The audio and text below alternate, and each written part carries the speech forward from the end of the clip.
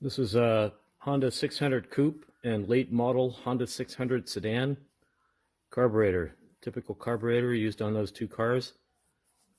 They're designated by 718A and 718B.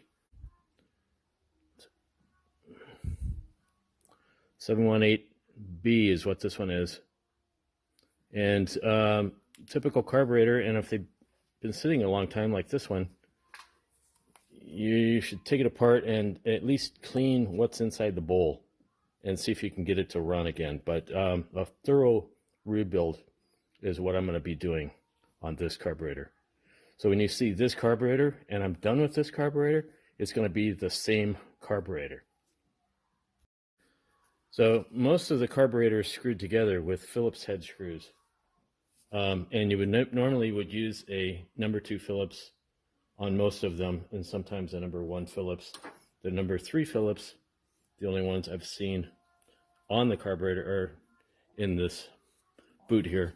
This goes to the air filter box. And tonight, I'm going to be using my DeWalt impact driver just to speed things up a little bit. So the first one you want to do is take off the air bellows. These screws are all torn up from years of being, abused and used. So that's the air bellows. You want to take it and make sure it's still soft. It's got a screen in here, like kind of a pre-filter, so anything rocks or anything gets sucked through, it won't go into the carburetor. We're going to move on to the carb solenoid. This is the carb solenoid. It's designed to shut the fuel off when you turn the key off. And this is a Phillips number 2. So then after you take that off, you want to get rid of this hose here. So you just want to pull that off straight. It's a brass tube. It goes into the, this is for the vacuum advance for the ignition timing. And you can throw that away and get another one. If it's still in good condition, keep it, but otherwise throw it away. You want to take the throttle plate off. The throttle cable goes in here and the choke cable goes in here. The number 2 Phillips. And I think these screws are like 16 millimeters. They also come in my screw kit.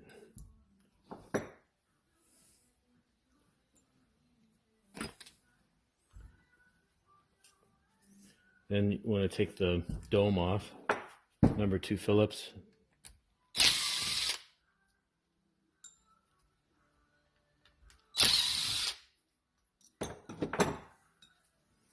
And to get the dome off, you'll probably want to take a screwdriver and whack it until it comes free,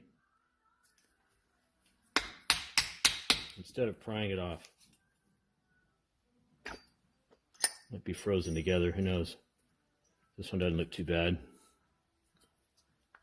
And you want to take care of, when you take the dome off, take the piston and the needle out. You don't want to bend this needle. You want to keep it in the dome. I usually just stack them together like this.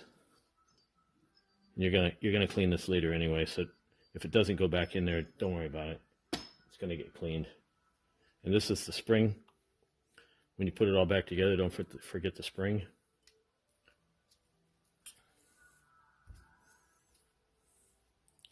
Then you take this cotter pin out here.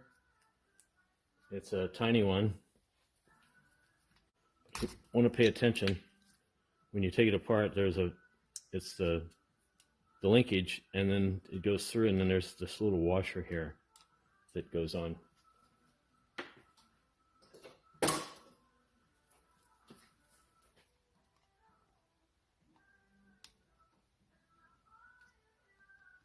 And you just pull it out.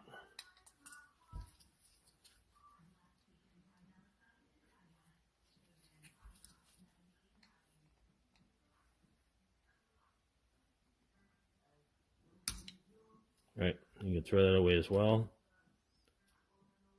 And the little washer. And then there's the linkage. So after you get the linkage off, you want to take the number 2 Phillips and take out these screws at the bottom, which hold on the fuel bowl. When you put it back together, you're not going to want to use the electric screwdriver because it's just, you could actually strip the threads pretty easily.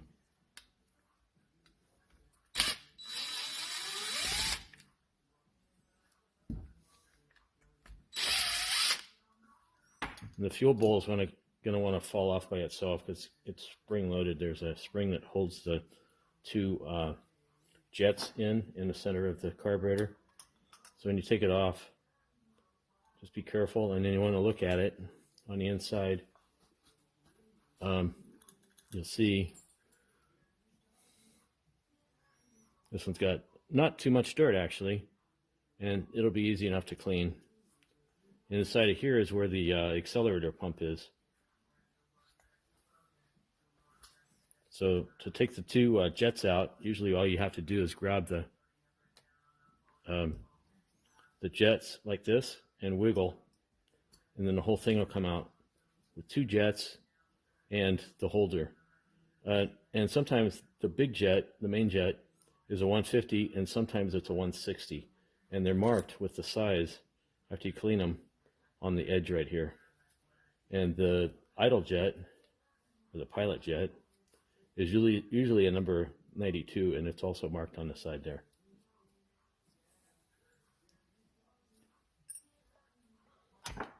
So after you get those off, you want to take out the center plug here, and that's where the idle jet is hiding. That jet that you want to try to take out is inside of here. Sometimes they get stuck in and you can't get them out, but this one's going to cooperate. The other thing you want to do is go ahead and take off the bowl gasket, but when you do, be careful. There's a aluminum piece right here. Sometimes they fall out on their own, and it actually covers up two tiny holes that are inside there.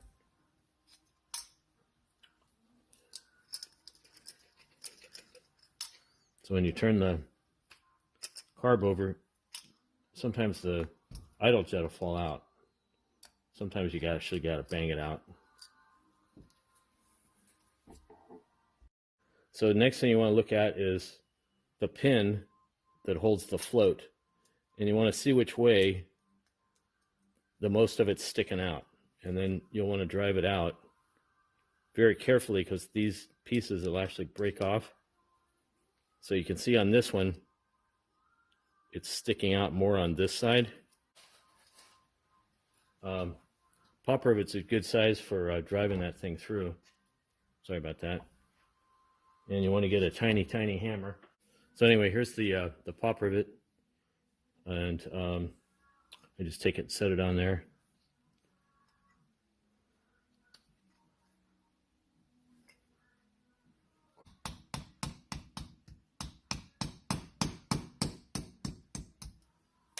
All right, it started coming through. So instead of driving it farther, you can just push it through normally, or you can grab it with pliers and pull it out.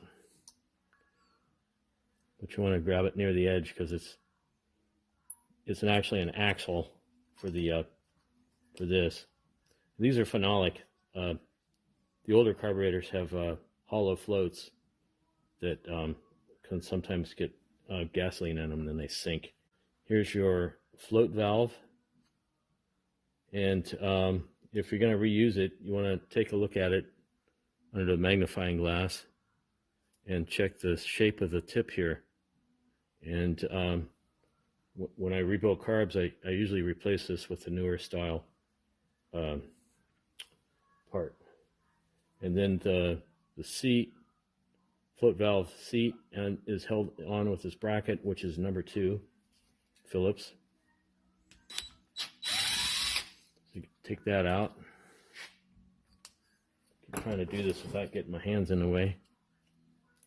And then set that aside, and then this actually just pulls out. It's got an O-ring on it that holds it in. And it's still got the original fuel filter on here. So you put that over there with your other stuff. All right, now it's gonna, so here is the only 11 millimeter on the carburetor. You need 11 millimeter wrench and just unscrew that. And that's a special nut. It's not a 6 millimeter, it's actually a 7 millimeter. And it's a jam nut. So when I put the new nuts on, I have to put them in my lathe and actually shave them down so they're skinnier. All right, then there's a spring on here. And if you're taking it apart, you probably want to take a look at it and see how the spring and everything goes on.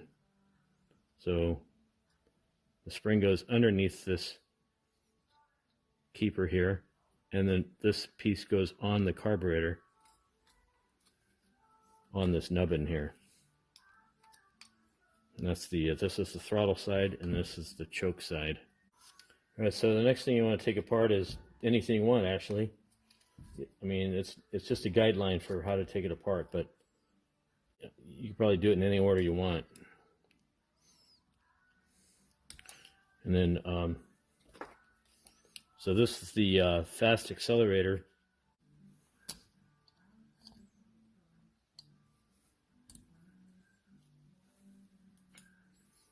This one's got a little spring under it as well.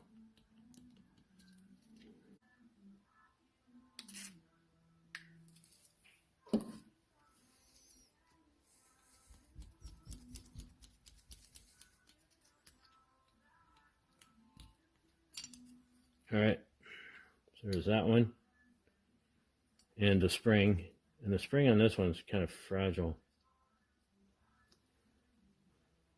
It's not as fragile as the one back here, though. Take out the idle mixture, and it's got an O-ring and a spring under it. So be careful not to lose the spring. The O-ring goes right here, and the spring, and then this end here you'll want to inspect as well. If somebody's crammed it into the hole too hard, it's going to be damaged. All right, to get this plate out, you have to turn the throttle up closed. So I'm going to apply a little lube to that because it's been sticky.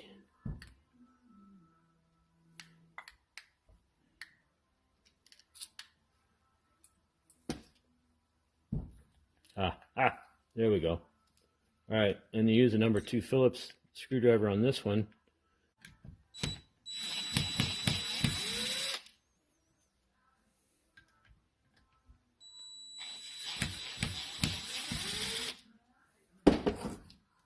All right. So you take those out. I don't know if you can see the split in there, but it is.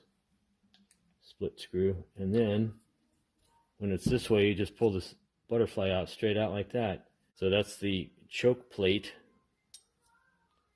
And then all you have to do is grab this shaft and disengage the spring.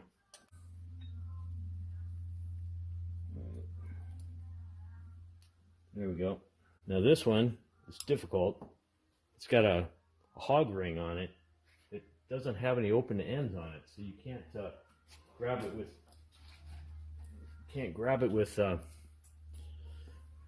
snap ring pliers. So I suggest to clean it off a little bit so you can see it.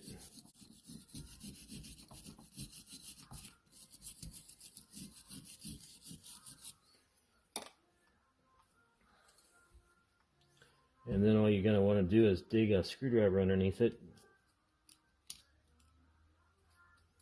You can find the end. Avoid having it fly away as well.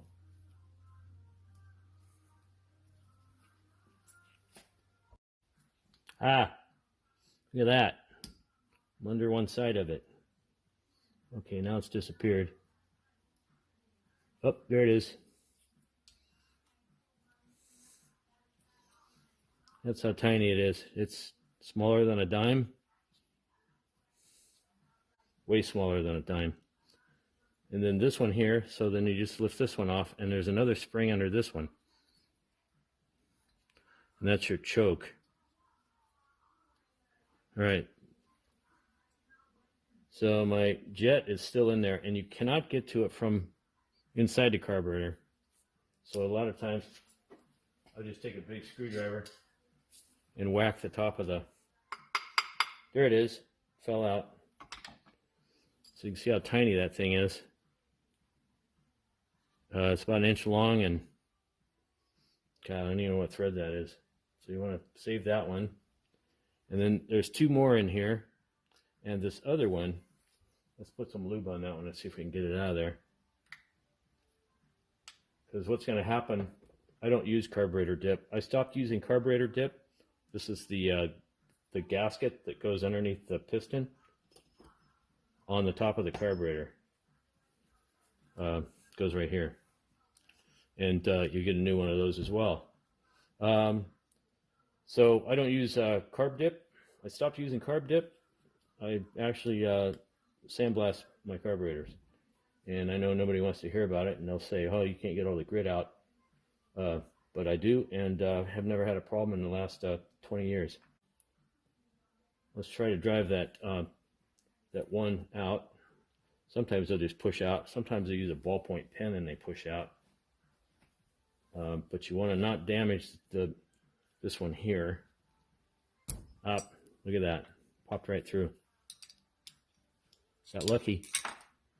Usually it's more corroded. Anyways, it's stuck in there though. Let's see if we can put some lube on it and get it out of there.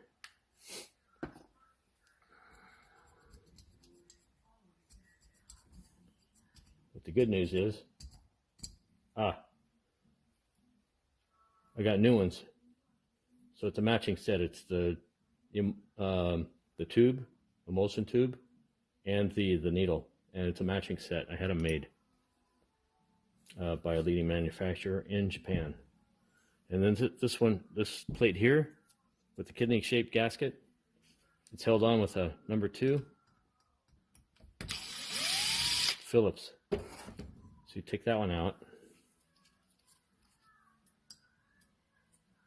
And now I've got new ones. Same thing, I had them made. All right, and then there's 2 more jets underneath, and there's another jet over here on this side. And these two, I forget what size they are, but I'm going to talk about those a little bit. There's a kit you can buy that actually has these jets in it. I'll probably piss off a lot of people when I tell you what the kit is. But I sell the kits. Make my own kits. And I can make them cheaper than I can buy the motorcycle kits for. All right, here we go. Here's the actual diagram. I drew this. The 2 screws that are together are both 120s, and the one but's off by itself is a 110. And then if you're getting the jets out of the motorcycle and you want to drill them out, this size, the 120, you have to drill out. It's a number 56 drill bit. And I think the 110 that comes in the kit is still good. So then you wanted to take out this other jet, and I use a plastic drift because we smash the end of it over. It really smashes the end of it over, and then you'll have to get another one.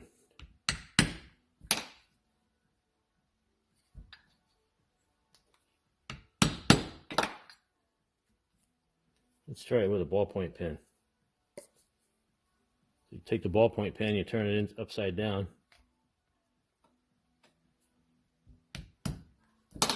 Yeah, it seems like it's going to come out. You can find out if you turn it over like this. It's got a screwdriver slot in it. Yeah, that one's already loose.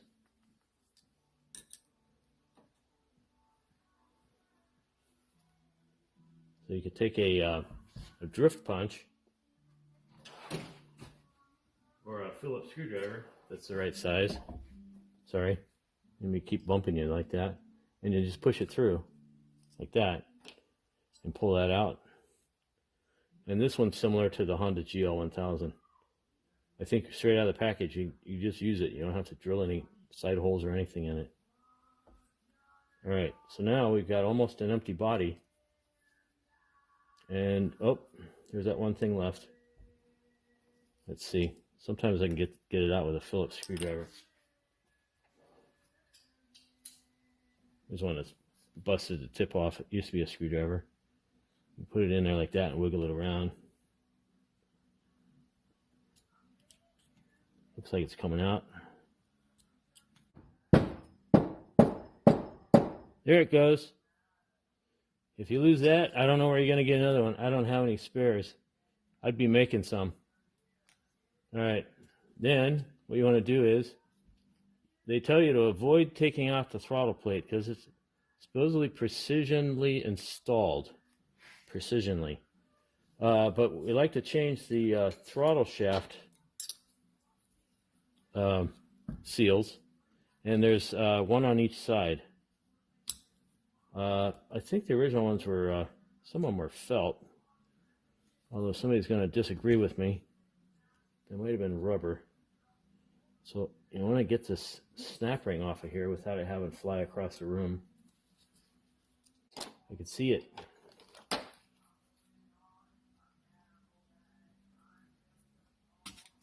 So this one you'll probably want to save somewhere so you can find it again easily later. And it's got a metal washer, and on top of that it's got a phenolic washer, and then on top of that it's got the snap ring. And this side doesn't have a snap ring, but it's got these retainers. So you got to get these retainers out so you could add the seals. And I use O-rings, but I've got some straight shaft O-rings on order. So hopefully those will come in by the time I need them too. Here's how I get the little plates out. It's these ones here. They're brass, so you got to be really careful. Find something that'll slip down in there next to them, and that's even too fat. Let's see this side. Nope, that's too fat. Let's see, let's smash it and then bend it and see what happens. Well, the remedy is totally to remove the shaft, but I don't want to do that. I'm going to get a lockpick in there. I'm a locksmith, so I got a lockpick around, sitting around.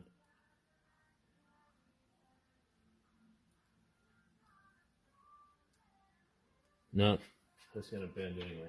All right, that's it. I'm going to take out the, I'm going to take out the throttle plate because I know how to get it back in.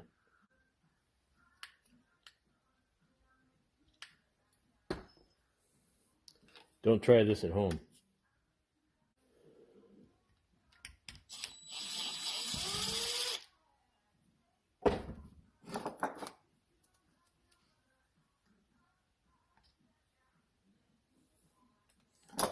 And those are different diameter than the choke plate ones.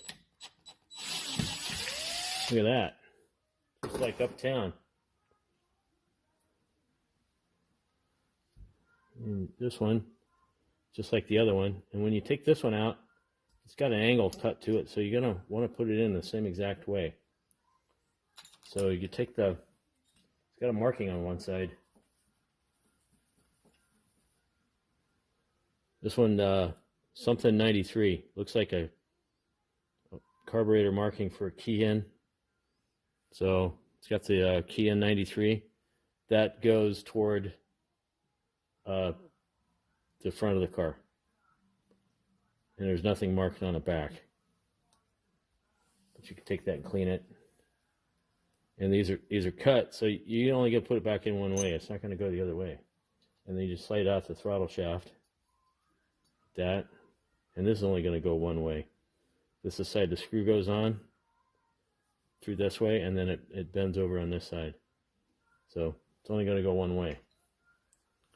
All right, now you can totally get to these pieces here. And you just want to pry them out carefully. And they're that big, and they're brass. And you can see there's 0 seal left in there. Let's see, this one's got a piece in it. It looks like it used to be rubber or felt. Let's see. I'm going to go look under the magnifying glass. I'll report back. But I think it's felt. Definitely felt. It's black felt. Or it's either that black felt or it's really dirty.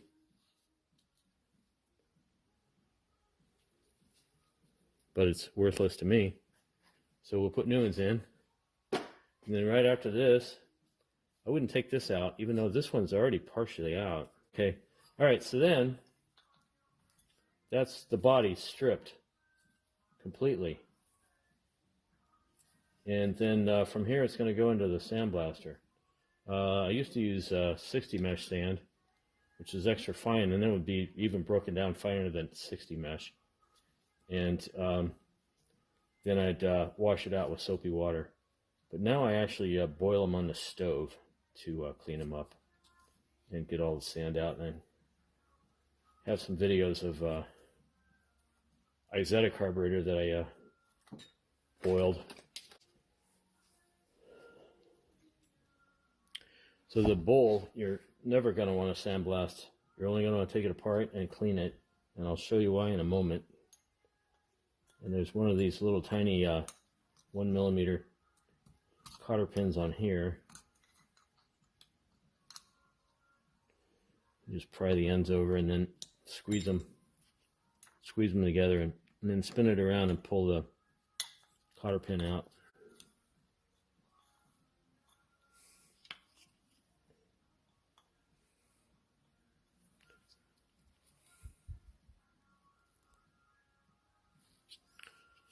Put a light on the subject. All right. I usually like to use diagonal cutters to get a grip, but it seems okay. So there's a little tiny washer right there. And then there's two more. There's one inside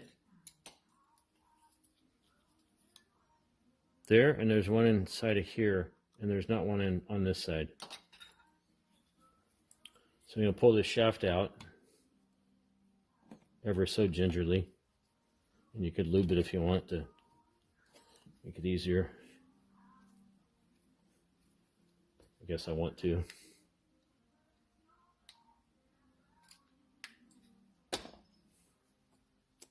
That was already out. There we go. All right. And then just save all those washers.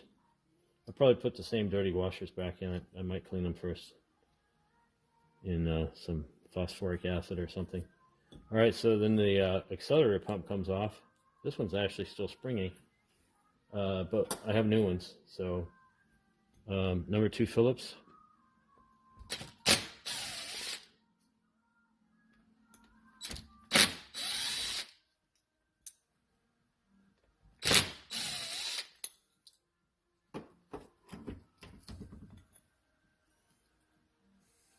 That's the spring. And the spring goes between the bowl and the bottom of this. And this one's still soft. If you get it off and you bend it like this and you look at it under magnification and you don't see any cracks, you could probably use it again. But I got new ones, so I'm not going to do that anymore. Plus, if it cracks when you're on the road with a broken carburetor. All right. Then what you want to do is, there's a check valve in here for the accelerator pump. So when you push the accelerator pump, fuel sucks in here and travels up this channel right here, and then goes into this area here and squirts into the back of the carburetor. So what you want to do is not get any dirt or anything in here. I don't know if you can hear it. This one's still loose. Let's see if I can make you dizzy. Anyway, you can hear a little rattle. So I've never broken one of these to find out what's in it, but it looks like a piece of phenolic and ball bearing probably, and no spring. Just works with gravity. And then you want to check these things, and if they're bent, then you want to straighten them out and clean the other rest of the felt out of there. And all right, so that's the teardown. I'm going to make another video on the reassembly.